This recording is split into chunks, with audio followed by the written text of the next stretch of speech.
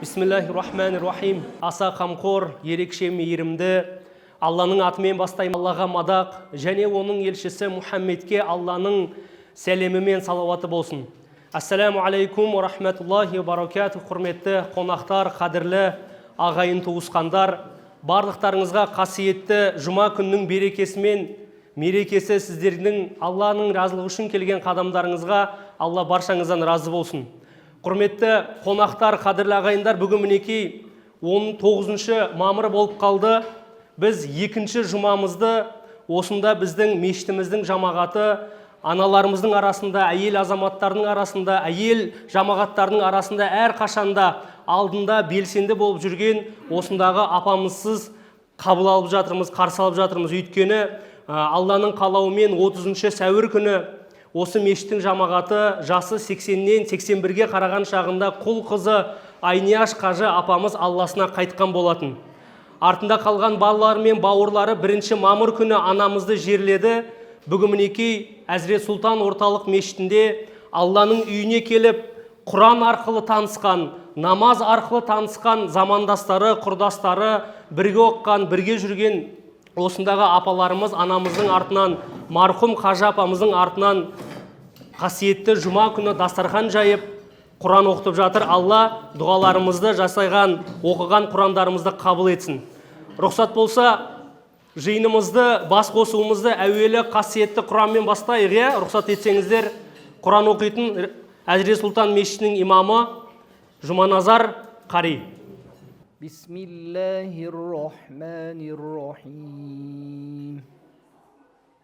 والمؤمنون والمؤمنات بعضهم أولياء بعض يأمرون بالمعروف وينهون عن المنكر ويقيمون الصلاة ويؤتون الزكاة ويطيعون الله ورسوله أولئك سيرحمهم الله إن الله عزيز حكيم وعد الله المؤمنين والمؤمنات جنات تجري من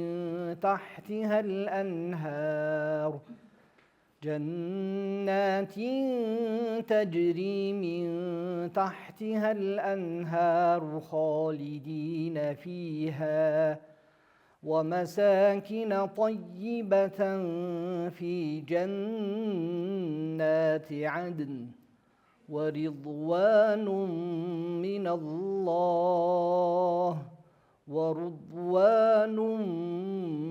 الله ذلك هو الفوز العظيم سبحان ربك رب العزة عما يصفون وسلام على المرسلين والحمد لله رب العالمين. والصلاة والسلام على رسولنا محمد وعلى آله وصحبه أجمعين. اللهم اغفر لنا ولإخواننا الذين سبقونا بالإيمان ولا تجعل في قلوبنا غلا للذين آمنوا ربنا إنك رؤوف رحيم.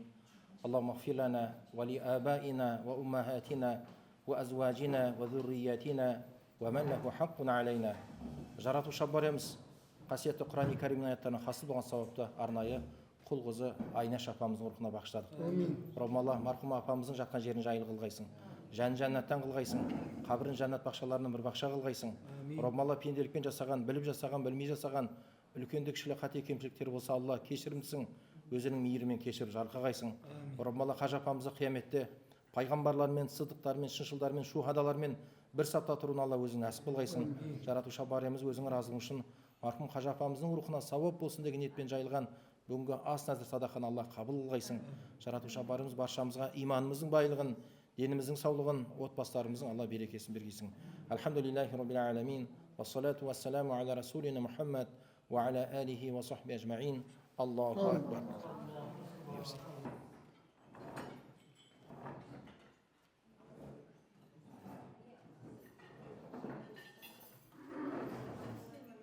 Ал, Ерғалиға амин. Үлкен асқа бата беріп жіберіңіз.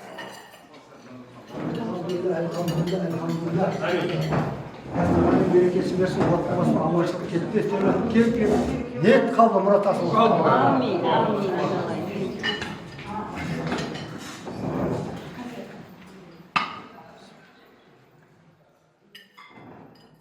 Құрметті ағалар, қадірлі аналар, енді осында отырған барша жандар қасиетті жұма күнгі намазын осы мешіттен қазір ғана намазын оқып шығып, бірден осы намаздан кейін арнайы ұйымдастырылған анамыздың артынан жайылып отырған үлкен ақ дастарханға келіп отыр. Сондықтан да көп созбаймын, қазір осында қызметте жүрген балаларыңыз, қыздарыңыз сіздерге үлкен астан салып береді, алып береді. Бисмилля деп ниеттеріңізді бір жаңартып, өмірден кеткен анамызға бір іштей тағы да дұға етіп қойыңыздар. Алла баршаларыңыздың дұға тілектеріңізді қасиетті жұмада жасаған ізгі амалдарыңызды қабыл етсін. Осындағы отырған біздің Айнияш апамыздың, марқұм Айнияш қажы анамыздың бауырлары, құрбылары, замандастары барлығы ұйымдасып, осындағы ұстаздармен бірге, имамдармен бірге анамыздың артынан осындай кішігірім дастархан жайып отыр. Алла қабыл етсін. Кәнеки, бисмилля. Үлкен астан қолдарыңыз майланып отырсын, қадірлі жамағат, қадірлі ағайындар. Үлкен асқа бата берілді, апа. Берілді, амин. Алла қабыл етсін. Осындай Қуат ұстазымыздың әкесі келіп отыр, Қуат Ерғали әкеміз, ағамыз, сондықтан үлкен ағамыз үлкен асқа бата берді. Алла қабыл етсін. Кәнеки, бисмилля. Хазірет Ержан Малғажұлы кезінде біз жылда алатымызды, сертификат беретінді. Онда Серікбай Ораз бас имам мұнда. Сол айтатынды, күліп, о, біздің апалар қыдыруға да үлгереді, Құранды оқуға да үлгереді дейтінді. Соның бәріне сіздер айналайындар. Мына Қуат балам, Бақытжан балам, Ғазиз, Асқар, бәрі де осы мешітте бізбен бірге бізді көтеріп салып жүретінді айналайындар. О, біздің апаларымыз мешіттің гүлдері деп. Сол жаным айналайын, сен көп білесің бізді, соны айта ғой өзім айналайын. Аллаға мадақ, оның елшісі Мұхаммедке Алланың салауатымен сәлем болсын. Ассаламу алейкум. Қадірменді қажы апалар, құрметті бауырлар. Енді қадірменді ағайын, енді айта берсе әңгіме көп негізі бар ғой. Бірақ мен бір нәрсе есіме түсіп отыр. Мына Хасан әл-Басридің, Алла кісінің өзінің мейіріміне алсын, мынандай бір керемет сөзі бар. Біздің мына үйдегілерден дейді, мына жанұядағылардан біздің мына имани бауырларымыз бізге артық деген сөзі бар екен. Өйткені үйдегілер дейді, бізге тек қана дүниені есімізге салады дейді. Анау жоқ, мынау жоқ, анан әкел, мынан әкел деп айтады. Ал бірақ мына имани бауыр дейді, бізге ақыретті есімізге түсіреді дейді. Шынында да енді бұл сөз өте астарлы. Ол деген сөз үйдегі бала шағаны таста деген емес. Әрбір адамның өзінің орны бар ғой. Бірақ дегенмен Айнияш қажы апамыз өте мына имамдарға деген өте ықыласы бір ерекше жан еді. Алматыға көшіп кетсе де, есімде осы Астананы Қимай ол кісі көшті. Қимай тасы. Мына апалар, біздің мына апалар өте бір біздің апалар соңғы кезде өте сабырсыз болып бара жатыр. Шын енді. Жаңа Қарекең бір аят оқыды негізі. Құранда аят оқыды. Мына иманды еркектер дейді, иманды әйелдер дейді. Бұлар бір-біріне шынайы бауыр. Бұлар Алланың достары дейді. Сөйтіп Алланың достары келеді де, олардың қандай ерекшелігі бар десе, олар бір-бірін жақсылыққа шақырып, бір-біріне жамандықтан қайтарып отырады дейді. Біз кейде үндемей отыра береміз ғой. Жоқ. Кеше қазақ айтты, 40 парыз деді, сол 40 парыздың бірі әмір маруф нахи мұнкар дейді. Дұрыс емес нәрсе осы айту керек деп, кешегі біздің аталарымыз айтып кеткен. Мен кейде қарап отырамын, біздің әжелер, мен бәрі деп айтпаймын, сәл сабырлы болу керек негізі. Әйел кісі сабырлы болу керек. Сондықтан пайғамбарымыз айтады, әйел кісінің дейді, мешіттен үй артық дейді. Мына еркек пен әйел негізі өте бір-біріне қатты қарама-қарсы негізі. Пайғамбарымыз Алланың салауаты мен сәлемі болсын, ер адамның сабының ең жақсысы дейді. Намаздағы сапта алды болса, ең жаман нашар сап, төмен сап деп жатыр ғой, сауабы деңгейі төмен, ең соңғы сап болатын болса, әйелдердікі керісінше дейді. Әйел адамның ең абзал сабы сол әйелдердің ең соңы дейді. Біріншісі анағын қарағанда сауабы сәл аздау болады дейді. Сондықтан мен, құрметті аналар, құрметті қажы апалар, біз Айнаш апаның асына келіп отырмыз ба? Айнаш апам өте сабырлы адам болатын, өте ұстамды болатын. Біз жақсы адамның жақсылығын айту керек. Жақсы адамның мінезі қалай еді, соны біз айтуымыз керек. Сол адамға бір сағынышымызды шынайы немен білдіру керек. Мына мен әйел адамға көп сабақ берген адаммын. Кеше кезінде өскенменде бердім. Сол әжелерім айтам, шырпыр болып отырады біздің әжелер. Шырпыр болмау керек, әр нәрсенің өзінің уақыты бар. Мына жас келгеннен кейін сәл адам сәл салмақты болу керек. Жүрегінде Алланы есіне алып отыра беру керек. Ол салынады ма, салынбайды ма, оны тастау керек. Оның өзінің адамдары болады. Үлкен адам ол ішінен Алланы ұлықтап отыру керек. Ал біздің көп әйел кісілер, әжелер әлі күнге дейін қасыққа араласып жатады. Меніңше бұл дұрыс нәрсе емес. Апа, дұрыс па? Жастарға тастау керек. Әр нәрсенің өзінің реті бар.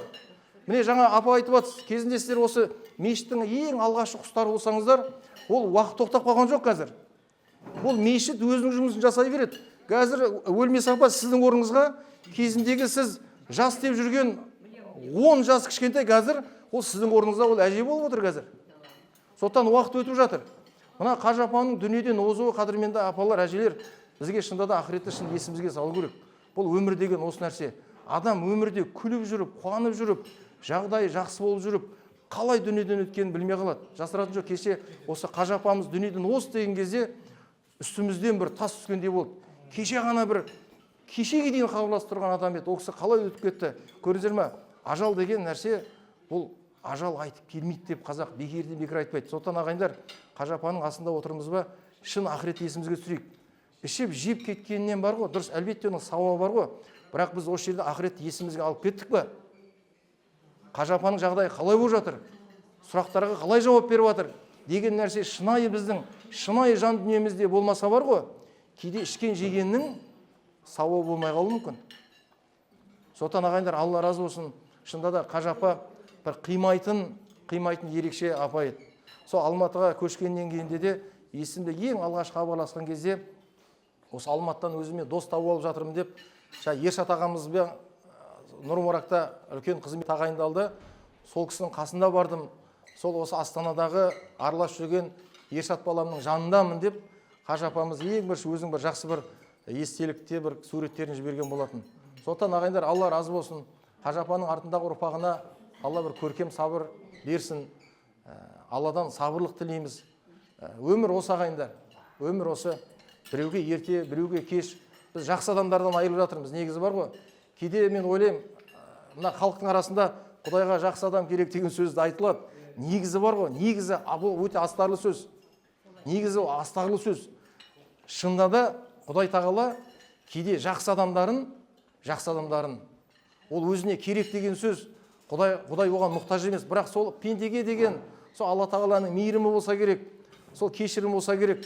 Сол тез осы мына жалған дүниенің ластығынан, жалған дүниенің бір уақытша бір несінен күнәға бой алдырмай, соны таза кейде Алла тағала алып алған жақсы көретін сияқты. Сондықтан ағайындар, шында да апамыздың артына жақсылығын берсін. Біз енді апамызды ешқашан ұмытпаймыз. Ол кісінің жақсы, керемет келбеті, апамыздың жақсы ықыласы, лебізі әлі біздің жадымызда. Енді пайғамбарымыз Алланың салауаты мен сәлем болсын, хадистердің бірінде айтады ғой, мені шынайы жақсы көргендер қайда деп ертең қиямет күні айтады екен. Айнал мутахаббуна фи жалали. Менің ұлықтығым үшін бір-біріне жақсы көрген пенделерім қайда деп Алла тағала ертең сұрайды екен. Сонда шында да бір-бірімізді Алла үшін жақсы көрген болсақ, біз мұндамыз деп ертең жауап береді екенбіз. Сондықтан ағайындар, біздің шынайы жақсы көруіміз Алла разылығы үшін болу керек. Абу Хурайраға бір кісі келіп сұрақ береді. Сенмен Алла жолында дос болғың келеді дейді. Сенмен дос болғың келеді деген Абу Хурайра сұрақ берді дейді. Ана қалтаңа дейді, қалтаңдағы нәрседе менің ақым болады. Қалаған уақытында қалтаңа саламда алатын нәрсені ала беремін деген кезде әлгі адам айтты дейді, "Жо, мен оған шыдай алмайтын сияқтымын" деген кезде Абу Хурайра айтты дейді, "Демек сен шынайы Алла жолындағы дос болуға әлі дайын емес екенсің" деп айтты дейді. Шынында да біз енді үміт етеміз Қажы апамызбен Алла разылығы үшін бір-бірімізді сыйладық, бір-бірімізді араластық, бірімізді шын иншалла жақсы көрдік деп біздің үмітіміз зор. Алла жар болсын Қажы апалар, Алла сіздерге күш қуат берсін. Осы Қажы апаның жоқтатпай, артын суытпай, Қажы апамыздың ең жақын адамдарын шақырып, көңіл білдірейік деп ниет қылдыңыздар. Алла ниетіңізді қабыл етсін. Қажы апаның ұрпағы отыр. Алла жеңілдігін берсін. Қазақша айтқанда қазақ хайырлы болсын дейді. Апамыздың жатқан жері жайлы болсын, рухы шат болсын. Осы үлкен апалардың ниетін Алла тағала қабыл етсін. Рахмет, Алла разы болсын баршаңызға. Амин. Алла разы болсын ұстазымызға.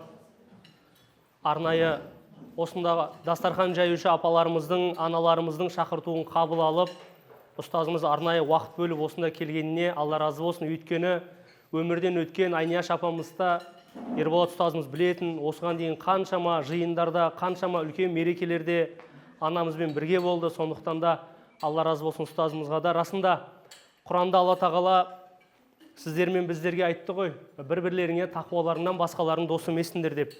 Әрине біз білеміз, біз содан үміт етеміз, біз жақсылықтан үміт етеміз әрқашанда. Осында келген біздің апамыздың осы мешітте қасында жүрген, қуанышында да, қайғында да қасында болған апаларымыздың барлығы да біздің өмірден өткен Айнияш апамыздың нағыз шынайы құрдастары, нағыз сондай Алланы еске алатын, Құранды жақсы көретін, Құранды көтерген қариларды, шариғатты көтерген имамдарды, ұстаздарды сондай жақсы көретін апамыз еді расында. Оны осында келген ұстаздарымыздың өздері де куәлік беріп айтып отыр. Сондықтан да апамыздың жатқан жері жайлы болсын. Апамыз 5 уақыт намазда еді. Осында отырған барлық апалар куәсіздер. Апамыз қасиетті мекенге барып қажылығын өтеген Қажы апамыз еді, куәсіздер. Апамыз Алланың кәләмін Құранға оқуға, сабаққа келіп Құран оқып жүрген апамыз еді, куәсіздер. Алла разы болсын апамыздан. Осы дүниедегі біліп-білмей жасаған қателерін Алла тағала өз мейіріммен, өз рахымымен кешірсін деген үлкен дұғамыз бар, үлкен ниетіміз бар. Алла разы болсын баршаңыздан. Алла барлықтарыңыздың дұға тілектерімізді қабыл етсін. Пайғамбарымыз саллаллаху алейхи уассалам айтты ғой, мұсылманның бауыры, ал бауырлар бір-біріне ешқашан озбырлық жасамайды, көре алмаушылық жасалмайды, қайта қиналғанда қасында болады, ауырса барып зиярат етеді деді. Сондықтан да құрметті аналар, қадірлі ағалар, осы бір дастархан, осы бір ас кімге нәсіп болды? Сол қонақтардың барлығы да бүгін осы дастарханда ұстазымыз айтқандай артық уайымға берілмей, кім қонақ қай жерде отыр, оған қатты мән бермеңіздер. Бастысы Алланы еске алатын, осы бір уақытта Алланы ұлықтайтын, Алланың Құранын оқитын бір үлкен дастархан. Бұлай айтқанда, қазақ тілімен айтқанда дұғалар қабыл болатын дастархан. Өйткені Алланың мешіті, Алланың үйі, Аллаға ең жақын болған үйлердің бірі мешіттерде отырмыз. Алла баршаңыздан разы болсын. Рұқсат болса, осы бір үлкен жиында ұстазымызға бір-екі ауыз сөз сөйлеуге рұқсат етсеңіздер.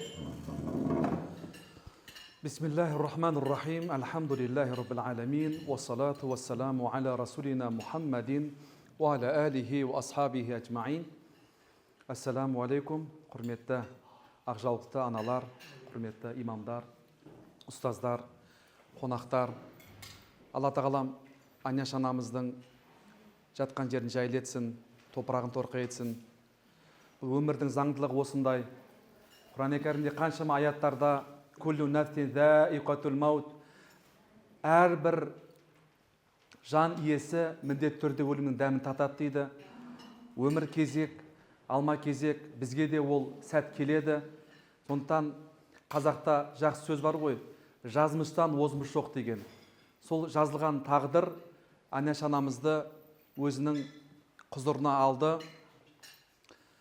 Алла тағалам рахымына бөлесін. Құрметті қажы аналар, ақжаулықты апаларымыз, Хазірет Сұлтан мешіті 2012 жыл ашылған сәтте біздің апаларымыз келіп, имамдармен танысып, сауат ашу курсына жазылып, осында ең алғашқы осы сертификатын алған сол Аняш апаларымыз, өлмес апаларымыз, осы жердегі апаларымыз әлі көз алдымызда, есімізде. Бітіргеннен кейін жоқ, біз ұстаз, біз тағы да жазыламыз деп, келесі жылы тағы да жазылып, 2-ші дәрежелі, одан кейін 3-ші дәрежелі деген секілді сертификаттарды алды. Жалпы Аняш апамыз жалпы қажылы аналарды ұйымдастырушы, өте организатор, ұйымшыл апамыз еді. Осы мешітте қандай іс-шара болса, муфтиятта қандай іс-шара болатын болса, сол іс-шараның басында болатын, табылатын. Наурыз мерекесі болса да, Құрбан айт мерекесі болсын, ораза айт мерекесі болсын, біз мәуліт болсын, киіз үй құрдық па, соның үшін біз толтырамыз, біз соның үшін ұйымдастырамыз деп арғы алып кететін. Алла апамыздан разы болсын. Міне көзім көрген апаларымыз, тіпті біз апаларымызды мешіттің гүлі дейтін, біз ақ жаулықтар барлығы аппақта келіп, сол іс-шарамызға қатысатын. 2016 жылы Түркия елінің президенті Тайып Ердоған келетін болды. Сол кезде Аняш апам келіп, қуат имам, біз де о кісімен амандасайық, жүздесейік, протоколға қалай кіреміз деп. Сосын ақ жаулықты аналарымыз келіп, аппақ киіммен. Олар сыныпта кішкене жастырынып тұрды. Елбасы мен Тайып Ердоған келген уақытында келіп, алдына шығып, амандасып, Тайып Ердоған тоқтап, әрқайсымен жеке-жеке амандасып, сонда Аняш апамыз соны айтқан, біз де амандасайық деп, сол кісінің батасын алайық, біз де бата берейік деп, сол сәттерлер есімізде. Түркістаннан әкелген чашкасымен қасығын берді. Сатып алған, Сосын ардайды, ойма, мен қалай бердім? Ол кісі де как будто қасық пен чашка жоқ сияқты. Түркістан да бүйтіп түсіндіріп жатыр. Түркістаннан барып келген как раз. Сондықтан. Апамыз бата берген есіме, апамыз бата берді. Сондай қызық сәттер өтті. Өмір осы, өмірдің қызығы осы, Аллаға шүкір, жақсы қартайып, мешітте, жұма намазда, тарауих намаздарынан қалмайтын осы апаларымыздың барлығы, қалмайтын, соңынан 20 ракатқа қатысып, соңынан қайтатын. Біз оған куәміз. Алла тағалам әрбір осы мешітте өткен құлшылықтарыңызды, дұға тілектеріңізді барлығын қабыл етсін. Алла тағалам осы әрбір жасаған жақсылықтарыңыздың сауабын еселеп берсін. Қиямет қайымда баршаңызды Фирдәус жәннатында нәсіп етсін. Алла тағаланың рахымы, мейірімі шексіз. Біз білмейміз қай амалымызбен кіретініміз. Сондықтан бәлкім осы бір-бірімізге деген махаббатымыз, бір-бірімізге деген осындай жылы лебізіміздің арқасында, осындай шынайы бауыр болудың арқасында жатқа кіретініміз. Біз білмейміз. Сондықтан имам Шибли қайтыс болған уақытында шәкірті көреді бір аптадан кейін. Ұстаз дейді, жағдайыңыз қалай дейді. Әлхамдулилля, жағдайым жақсы дейді. Бірақ Алланың алдында есеп беру қатты қиын болды дейді. Имам Шибли айтады. Ұстаз қалай болды дейді. Сонда айтады, Алла тағала менен сұрады дейді. Әй құлым, сен қай амалыңмен жәннатқа кіресің, білесің ба деп сұрады дейді. Сонда айтты, я Рабби, мен намазымды қаза қылмай оқыдым. Бәлкім осы намазымның арқасында кіретін шығармын деп айтты дейді. Сонда жоқ деп айтты дейді. Я Рабби, ораза ұстадым. Оразамның себепкерлігімен кіретін шығармын. Жоқ. Я Рабби, мен көз майымды тауысып ғылым, білімге ден қойдым кішкентайымнан. Қаншама кітаптар жаздым. Қаншама шәкірттер қалдырдым. Осының себепкерлігімен жәннатқа кіретін шығармын деп айттым дейді. Жоқ. Сосын Алла тағала имам Шибли тоқтап та былай деп айтты. Я Рабби, мен қай амалмен кіретін білмеймін, сен білушісің деп айттым дейді. Сонда Алла тағала былай деп айтты. Ей имам, ей Шибли, білесің ба? Сен Шам қаласында жаңбырлы суық түнде құптан намаздан қайтқан уақытыңда жолда мысықтың баласы марғаудың жаурап тұрғанын көрдің. Оны алдың, шапаныңа салдың, үйіңе алып бардың, жылыттың, сүт бердің, есіңде ма дейді. Есімде, я Рабби дейді. міне осы жасаған жақсылығың үшін, мейірімің үшін мен сені жәннатқа кіруге лайықты қылдым дейді. Қараңыздар, сондықтан да біз қай амалымызбен кіретінін білмейміз. Алла тағала қай жәннатқа кіретін амалды жасырғанын білмейміз. Намазымыз болуы мүмкін, оразамыз болуы мүмкін, қажылығымыз болуы мүмкін, жасаған жақсылығымыз болуы мүмкін, берген садақамыз болуы мүмкін, біз білмейміз. Бірақ біз үміт етеміз, әрқайсысын үміт етеміз. Алла разылығы үшін осы мешітте бір-бірімізбен дос болып, Алланың разылығы үшін сауапты амалдар жасағанымыздың іште жасырған болуы мүмкін. Біз білмейміз. Сондықтан біз тек қана үміт етеміз. Сондықтан баршаңызда жәннатқа кіруге лайықтысыздар, қажа аналар, қажа апалар. Алла тағалам мейіріммен, өзінің рахыммен, иншалла, Фирдәус жәннатын лайықты етсін. Бұл өмірдің заңдылығы осындай. Хакім абай айтады ғой, өлсе өлер табиғат, адам өлмес, бірақ та ол қайтып келіп ойнап күлмес. Менікінің айырылғанын өлді деп ат қойыпты өңкей білмес дейді. Менікінің айырылғанын, тәнімнен жанның шыққандығын, денемнен рухтың шыққандығын өлді деп ат қойыпты өңкей білмес дейді. Адам баласы тек қана тәннен жан шықты болды ары қарай. Рухтар әлемінде бұл толықтай өліп кеткен жоқ болып кеткен жоқ. Денеміз топырақ қойнауына берілді. Бірақ біздің маңыздысы рух. Рух сондықтан менікінің айырылғанын өлді деп ат қойыпты өңкей білмес дейді. Демек, адам баласы өлмейді. Біз айтамыз ғой, біз Құран бағыштаймыз, дұға жасаймыз, садақа береміз. Бұлардың бәрі не үшін? Міне сол қайтыс болған марқұмның рухына сауабы тие берсін дейміз. Міне, Алла тағала осы Аняш анамыздың, апамыздың жатқан жерін жайлетсін, топырағын торқа етсін. Осы жерде қажы аналарымыздың осы арнайы дастархан жайылған дастархандарын, сауаптарын еселеп берсін. Еліміз аман болсын, жұртымыз тыныш болсын, тәуелсіздігіміз баянды болсын, сіз біздігіміз ажырамасын. Алла тағалам өзіне разы болған күйде, пайғамбар саллаллаху алейхи лайықты болған күйде, үмбет күйде жанымызды алсын. Субханака Аллахумма хамдика ашхаду ан ла илаха илля анта астағфирука ва атубу илейк. Алла. Апамыздың артындағы жаңағыдай ұстаздарымыз айтып кеткендей, достарына, құрдастарына, осындағы қажы апаларымызға тағы да көңіл айтуымызды, көңіл жеткізуімізді, Алланың сөзін айтып, Алланың ұлықтауды әрмен қарай жалғастырайық. Рұқсат болса, келесі сөзді Әзірет Сұлтан мешітінің имамы Қари ұлдарыңыз Жұманазар ұстазға берейік. Имамдар, ұстаздар, құрметті қажы апалар, бүгінгі мынау жайылған дастархандарыңызды Алла тағала мол-мол сауаптарға жазсын. Айнеш апамыз, Айнеш қажы апамызды осы Әзірет Сұлтан мешітінің бас имамынан бастап барлық имамдар жақсы көреді ол кісіні. Қатты құрметтейміз, қатты сыйлайтын едік ол кісіні. Қандай бір мешіттің шарасы болса, бізден алдын сөйлеген имам ұстаздардың айтуымен өзіміз де білеміз. Қандай шара болса, сол жерде ол кісі төбе көрсетіп, ұйымдастырып, бас көз болып, осындай қажы апаларды осындай бір жақсы бір шараға қатыстырылуына өзі бір үлкен бір алдыңғы шепте жүретін кісі еді. Алла разы болсын. Мешіттегі жаңа тарауих намаздары болсын, мәуліт мерекелері болсын, осы соңғы бір 2-3 жылда ол кісілермен бір осы қажы апа, өлмес қажы апамыз бар, Гүлсім апамыз бар, осы жерде отырған барлық апалардың үйінде болдым десем болам. Мәуліт шарасында. Бүгін біздің үйде, келесі апта ана үйде, арғы апта ана үйде деп ол кісі алдын ала звондап, айтып, ескертіп отыратын. Міне сол бір ниеті, сондай бір пейілі, сондай кең адам еді ол кісі. Дастарханда ең бірінші имам сөйлеу керек, имам бата беру керек, имамның алдына ешкім шықпау керек деп сондай бір жақсы сөздері әлі есімізде, жадымызда. Пайғамбарымыз саллаллаху алейхи уассаламның хадисінде келгенде, адам баласы дүниеден өтеді, 3 нәрсе қабірге бірге жүріп отырады дейді. Бірінші ағайын туыс бауырлары, екіншісі тапқан дүниесі, атақ абыройы, одан кейінгісі үшіншісі жасаған амалдары дейді.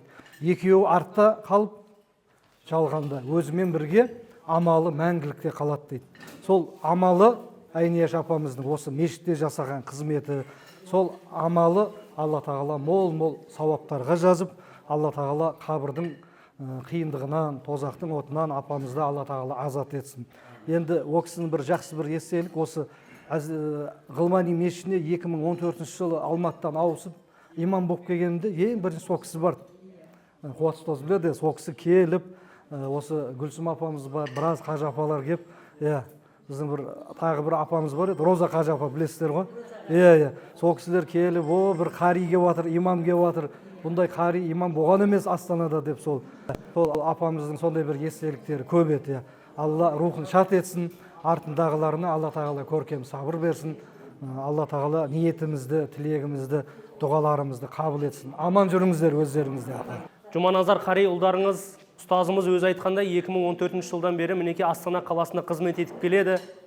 Алматы қаласында да 10 жылдан астам қызмет етіп, қанша жылдан бері тарауықтарға бізге шығып, имамдық етіп жүрген ұстаздарымызға, осы елордамыздың имамдарын басқарып жатқан ұстаздарымызға Алла разы болсын, баршаларыңыздың дұға тілектеріңізді қабыл етсін.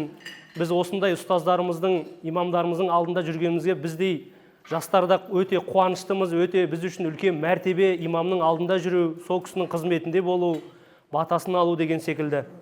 Алла разы болсын. Енді қазақ айтады ғой, тыңдалмаған сөз жетім, киюсіз қалған бөз жетім, басшысы жоқ ел жетім, қараусыз қалған жер жетім, аққу қасыз көл жетім, замандасы болмаса бәрінен де сол жетім деген.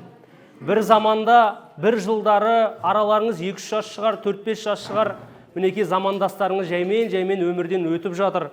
Бұл деген сөз барлықтарыңызға Алла тағала осындай жақындарыңызды алып қоюмен осы өмірдің мәңгі еместігін білдіріп жатыр. Жаңа Ерболат ұстазымыз айтқандай, барлығымызда Алладан келдік және оған қайтушымыз. Мейлі біреу кішкене ерте, мейлі біреу кеш, бірақ барлығымызда Аллаға қайтамыз. Енді рұқсат болса осындағы 1-2 апамызға сөз берілсе деген ұсыныс түсіп жатыр. Мен осы үлкен ыстық шайдың үстінде өлмес қажы апамызға сөз берейік. 1-2 ауыз сөз айтсын. Бисмилля. Айналайындар, келген қадамдарыңызға Алла нұрын жаудырсын. Имамдар, азаматтарым барлығыңа Алла мол сауаптан жазсын. Бүгінгі дастарханымызға, еске алу дастарханға Анеш қажыма, менің досыма, өзі айтатынды, ақиретті доспыз деп. 13-14 жылы ораза айын өткіздік.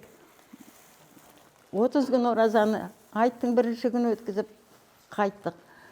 Сонан бері қарай әр қашанда өзім 12 жылдан бері бірге жүрміз ғой. Ал енді бірге былай осылай алыс жолға барып, қасиетті сапарға барып келгеннен соң тіпті біз кәдімгі бір айырылмастай дос болып едік қой. Ақирет досым, мен сізді өзім шығарып салам дейтінді.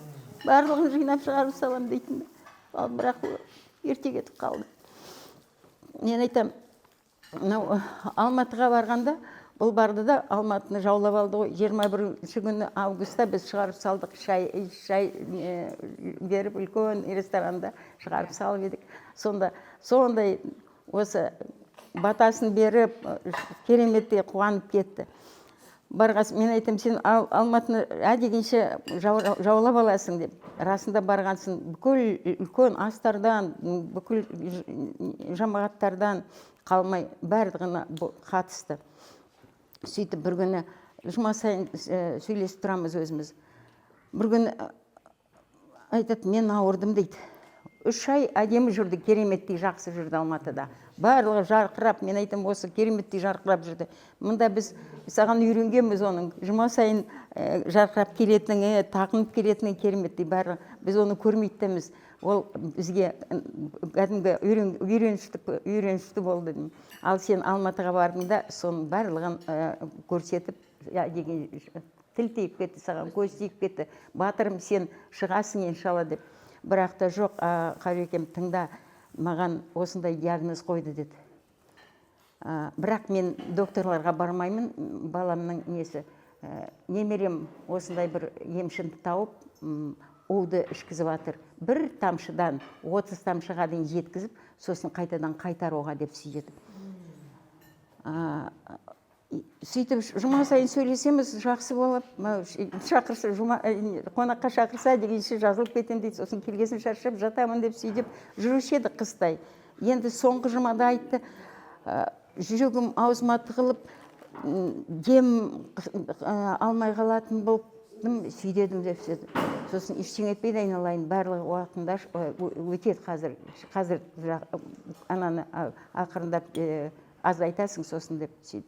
Бірақ майда алла осы анализ тапсырам, сосын өзім айтам деп сөйтіп. 30 күні уже кетіп та қалды. Жарқ етіп, бұл өмірден өтіп кетті ғой, айналайын. О, жаным айналайын, бұл ондай өзі ерекше жаратылған тұлға еді ғой. Жан жағына шуағын шашып, жарқырап жүретін, барлығымызға мақтауды керемет айтатын дейші. Тоқтататын еді ғой, болды ғой деп. Сондай керемет адам еді ғой, айналайын. Иншалла, бұл өмірде қалай адам өмір сүрсе, ар жақта бізді солай күтіп тұрады дейді ғой. Иншалла, о жақта да жарықтығым, жүзі жарқын болып, Алланың сүйген құлдарынан болып, кешірген құлдарынан болып, Аллам қарсы алсын деп сөйлеймін, айналайын. Шүкір Аллаға, көп хатымдар шығарылып жатыр, барлық дұғамызда болып жатыр. Иншалла, сол дұғаның, Құранның нұрымен нұрландырып, жатқан жерін жарық қылып, пейіштің бір бақшасы етіп, айналайын, Аллахым, рухын шад-шадман етіп, өзінің рахмана, пайғамбарым шапағатына бөлесін деп тілеймін. Аллам күнәларын кешіп, Фирдауыс жәннатының төрін нәсіп етсін. Алдынан жарылқап, артынан қайырын берсін деймін. Осында қазір үлкен немересі отыр, Мира деген. Мінеке анасы отыр, Асқар балам отыр. Қазір оларға да сөз беру керек, айналайын, Қайсар. Алдынан жарылқасын. Барлық жақсылық, барлық қасиетін Аллам ұрпағына дарытсын деп тілеймін. Артынан қайырын берсін. Айналайындар, баршаңыздың отбастарың аман болып, өсіріп жатқан ұрпақтарының қызығын көруге Аллам нәсіп етсін. Мұнда үлкендеріңіз отыр. Айналайын, алыстан бауырым келіп отыр екен Қызылордадан. Жолдарыңыз болсын, әрқашанда ұрпақтарының қызығын көруге жапырақтарың жайыла берсін, жандарым. Азаматтарымыз аман болсын. Имамдарымыз, айналайын, сіздер барлық еліміздің тірегісіңдер. Береке бірлігін сақтап жүрген сендер аман болыңдар. Аллам жар болсын баршаңызға. Дұға тілектерімізді Аллам қабыл етіп, Алла сауаптан жазсын барлығын. Аллаху акбар. Қайырлы күн, құрметті жамағат. Апам үшін бір сөз айтпай кетсем, апам аруағы риза болмас деп, кешелі бері, естігелі бері қатты дайындалдым осы күнге. Осы бүгін апам өзін көретіндей дайындалдым да, кешіресіздер. Тіптен таңертең апам көрмеген, апам ұнататын бір нәрсе кеш деп ойлап, сондай бір қатты дайындалып келдім. Алматыға көшіп кеткеннен кейін, көшерде жиында бірге болдық қой бәріміз, 80-ге толып. Сон Алматыға барып, Алматыда Мәулітте апамен тағы кездестік. Жүгіріп кеп, о жерде тағы құшақтап, жаным қарлығашым деп. Соны осындай жиында келгенде, сен төрге отыруға лайықсың, Латифа Мұқашқыз төрге отырсын, бұл осы мешітті нөлден соққан деп, екеумізге қатты құрмет көрсететін, осы жерде апалар куә. Соны сөйлемей қалсам, неге сен сөйлеуің керексің деп айтатын еді. Сондықтан апамның жаны жәннатта болсын, рухы шат болсын. Ең соңғы 27-ші ақпанда Алматыда Қарлығаш саған көңіл шай берем деп звондап, мен әлі Алматыға бармағам. Қашан келесің? 27-сі болам десем, 27-сі күні сағат 3-те біздің үйде болатын болыңдар деп. Сон 27-сі күні сағат 3-те бардық, тайлы тұяғымызбен, апам өзі келіп алып кетті. Немерелер кеп машинаменен, апай бар, Оразкүл Асанғазыны бәріміз құрметтеп үйіне апарып, шай беріп, бүкіл нәрсесін тарқатып, сонда бізде сезіп отырдық. Мен айтпап едім ауруымды, осы уақытқа дейін бағана Қарлығашты ауру туралы айтқаннан кейін айтып жатырмын деп, сол жерде кішкене науқасын айтып. Бірақ реңі сондай жақсы болды, жарқырап тұрды, аппа, көзі де жанып тұрды, көзі күліп тұратын еді ғой апамның. Нағыз енді көркем мінездің символы ғой апамыз, ананың, ақ ананың символы, қазақ анасының символы еді. Енді жәннатта болсын, рухы шат болсын, артында енді әрдайым дұғамызға қосып отырайық. Апамызға басқа айтар не бар? Апам қайтып келмес бір керемет тұлға болды, оны бәріміз куәміз. Солай болып адам туылады, о кісінің орнын енді ешкім, бәріміз жиналып, апам орнын баса алмайтынымыз қақ. Алдынан жарылқасын. Алла разы болсын. Көп рахмет. Бұл кісілер қысылып отыр негізі сөйлеуге. Үлкен кісілердің алдына қысылып отыр. Апалар енді міне арттарыңызда міне балалары, қыздары, немерелері, үлкен кісілердің алдарында кішкене сөйлеуге қысылып отыр. Сондықтан да біз ол кісілерді ұялтпайық, ұялтпайық, қысылып отыр сіздердің алдарыңызда сөйлеуге. Сондықтан біз Құран оқысақ, одан кейін ер азаматтарды шығарып салсақ, одан кейін апалар өздеріңіз асықпай, өздеріңіз отырып шай ішерсіздер. Құранды осы Азірет Сұлтан мешітінің азаншысы қайнар балаларыңыз оқиды. Бисмилля. Хатым Құран оқылған екен, апамның артынан арнайы сол хатым Құранның сол аяттарын оқып береді. Ерболат ұстаз иншалла дұғасын жасайтын.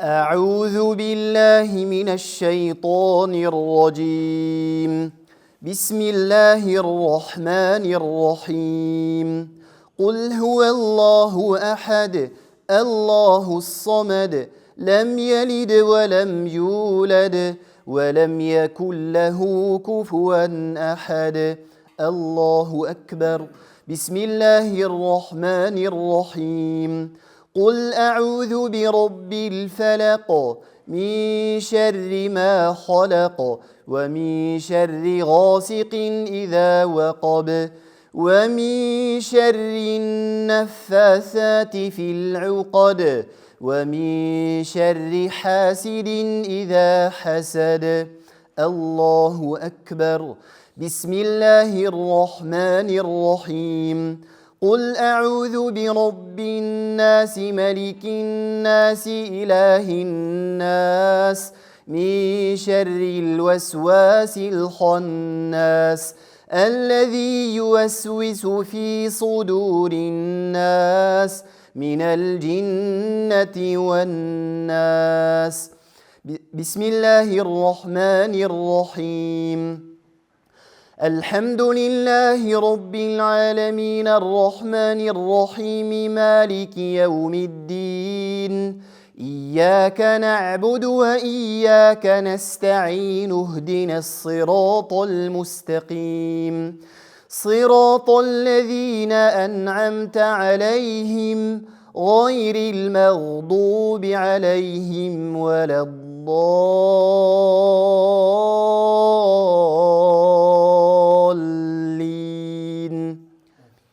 بسم الله الرحمن الرحيم ألف لام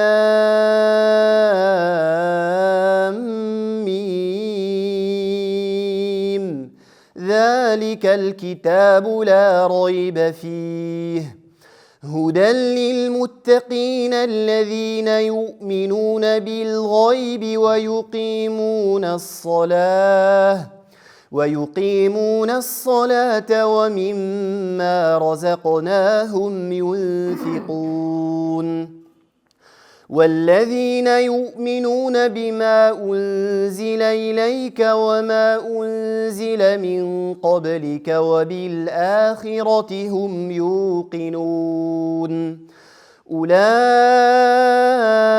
على هدى من ربهم وأولئك هم المفلحون صدق الله العظيم سبحان ربك رب العزة عما يصفون وسلام على المرسلين والحمد لله رب العالمين. Қасиетті хатым Құран аяттарына хасыл болған сауапты арнайы құл-қызы Айнаш апамыздың рухына бағыштадық. Алла мархум апамыздың жатқан жерін жайлы қылғайсың, жәннаттан қылғайсың, қабірін жәннат бақшаларынан бір бақша қылғайсың. Алла пенделікпен жасаған, біліп жасаған, білмей жасаған үлкендік кішілік қате кемшіліктер болса Алла кешірімдісің, өзінің мейірімен кешіріп жарылқағайсың. Жаратушы бариямыз қияметте кітабы оң таманнан келіп, күнәлары қате кемшіліктері кешірілген құлдарының қатарында болуын Алла өзің нәсіп қылғайсың. Уа жаратушы бариямыз осы асқа келген барша қажы апаларымыздың, үлкен ақсақал ағаларымыздың Алла Тағала қадамдарын құтты берекелі қылғайсың. Отбасыларына, жанұяларына, кәсіптеріне, рызық несібелеріне Алла береке бергейсің. Раббым Алла ел тұғырын биік қылғайсың. Елімізді әртүрлі сынақтардан, апат қиыншылықтардан Алла өзің қорғап сақтағайсың. Жаратушы барымыз ақсақалдарымызға, ақжаулықты аналарымызға күш қуат қайрат жігер бергейсің. Жастарға тауфиқ, сәттілік нәсіп қылғайсың. Алхамдулиллахи раббил алямин. Вассалату вассаламу аля расулина Мухаммад ва аля алихи ва сахбихи ажмаин. Ва ахиру дa'вана анил хамдулиллахи раббил алямин. Қажы апалар, мен бір нәрсе айтайын деп ұмытып кетіппін. Өлмес апа Хазіреттің келуін қатты не қылды бұл кісі. Енді Хазірет, білесіздер, жалпы осы отырысқа өзінің сәлемді қыласын жіберді сіздерге. Қайтыс болған кезде Хазірет ол кісінің отбасына өзінің көңіл хатын да жіберді, көңілін білдірді. Негізі бүгін осы жерде болу керек еді ол кісі. Бірақ үлкен кісілерде жұмыс көп болады. Баршаңызға өзінің ықыласын сіздерге шынайы сәлем сіздерге жеткізді. Сондықтан қабыл алыңыздар. Мен ойлаймын, Қажы апамызды бір жақсы еске алдық. Қажы апаны еске алып отыра беруге болады.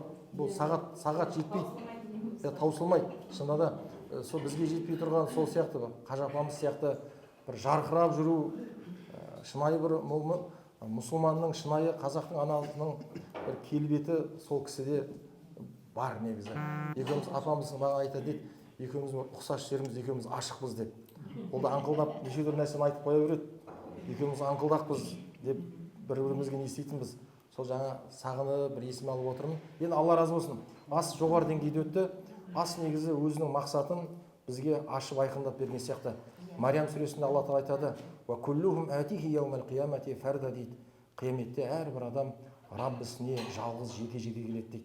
Осы аяттың тәпсірінде айтады, адам жалпы жалғыз қалады екен. Ажал төсегінде жатқан кезде, жан алушы періште келген кезде, жан алушы періштемен адам жалғыз өз жолы алады. Жан алынғаннан кейін табытта адам жалғыз жатады, қабірде жалғыз жатады. Есепке Алланың алдына жалғыз өзі барады екен.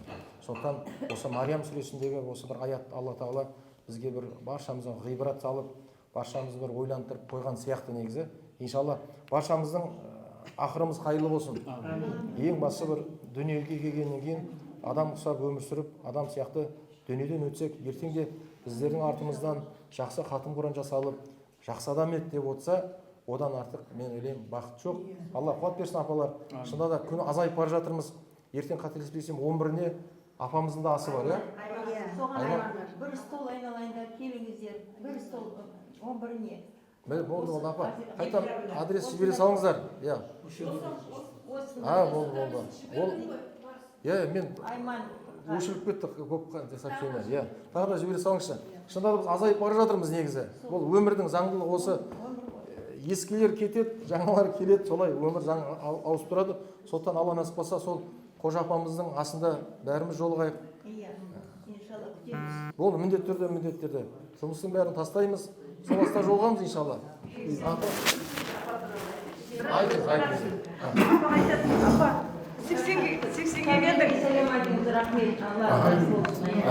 80-ге келдіңіз, модница бола бермейші, хватит уже немерелеріңді, балаларыңды ақша сұрай бермей. Дүкенге кіреді не дейді ғой? Жоқ, мен біреудің жалғыз қызы болдым ғой, мен біреудің құлдың жалғыз қызы болдым. Мен айтым, жалғыз болсаң, уже 80-ге келдің ғой енді, хватит модничать деп қоям ғой. Кие береді, ала береді. Сосын оны таратады, оны до конца кимейді, до конца таратады. Елдің мешітке пакет қып, бәріне таратады, мә, сақтып, бүкіл қыздарға, келіншектерге, апаларға бәрін таратып жібереді ғой. Сондай несі болды апаның. Біреудің жалғыз қызымын. 80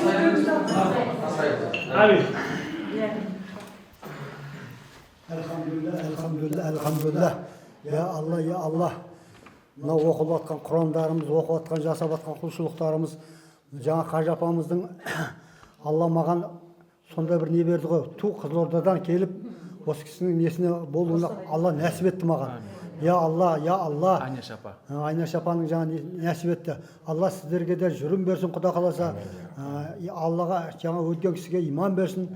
Құда қаласа Алланың назарында, базарында болайық. Денге саулық берсін, ертке шифа берсін, Құда қаласа. Алла хаумен десін. Алла.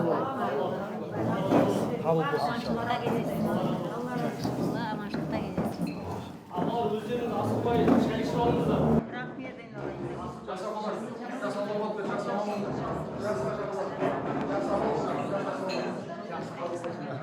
Апалар жақсы.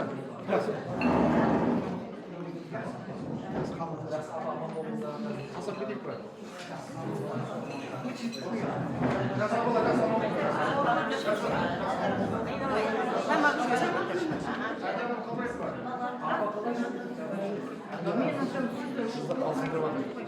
Әділаған қалсын деп жатыр. Әділаға осы жерде отырса екен біздің ортамызда деп жатыр. Анасын сондай сыйлаған кісі бұл кісі. Осы жерде қалды. Бәріміздің алдымыздан қалды. Жақсы. Тойдың болғаннан болады сызық дейді әлі. Болды. Қабыл болсын. Жақсы. Жақсы. Қазір кетсем сәлем. Жақсы, аман болсын.